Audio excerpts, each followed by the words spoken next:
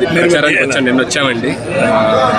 Door to door ప్రచారం చేయడం జరిగింది నిన్న కొడవలి గ్రామంలోని. మంచి రెస్పాన్స్ వచ్చింది జనాలందరూ కూడా. ఇదే విధంగా ఈ రాష్ట్రం మొత్తం కూడా, ఆంధ్ర రాష్ట్రం మొత్తం కూడా ఈ కూటమికి సపోర్ట్ చేసి మంచి విజయంతో గెలిపించాలని మనస్ఫూర్తిగా కోరుకుంటున్నాము. అండ్ ఎస్పెషల్లీ ఇక్కడ పిఠాపురం అండ్ పవన్ కళ్యాణ్ గారి నియోజకవర్గం, తర్వాత మన ఉదయ్ గారు వాళ్ళిద్దరికి ప్రచారం చేయడానికి ఇద్దరం తిరుగుతున్నమాట లాస్ట్ 2 days నుంచి. ఇక్కడ మళ్ళీ రావడం కూడా జరిగింది. Thank you so much.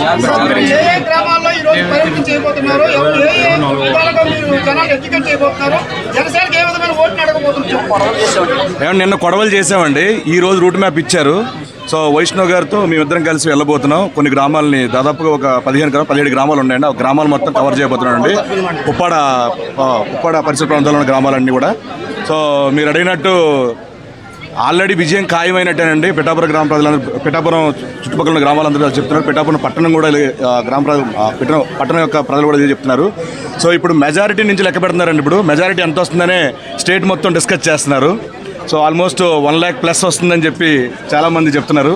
So మేము కూడా ఆశిస్తున్నాం బంపర్ మెజారిటీతో పవన్ కళ్యాణ్ గారు గెలవాలండి. జై జనసేన.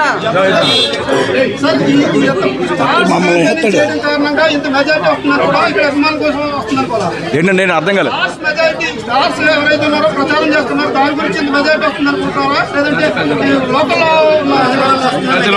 మేము ఇక్కడ ఫస్ట్ అసలు స్టార్స్ లా రాలేదండి. పవన్ కళ్యాణ్ గారి అభిమానులుగా వచ్చాము.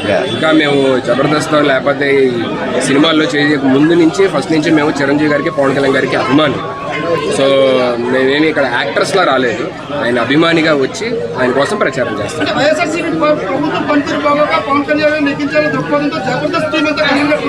పవన్ కళ్యాణ్ గారు ఏ పదవి అధికారం లేకముందేనండి చాలా వర్గాల ప్రజలకి కష్ట నష్టాల్లో ఉన్నప్పుడు చాలా చేదునిచ్చారు. ఆర్థికంగా సాయం చేశారండి.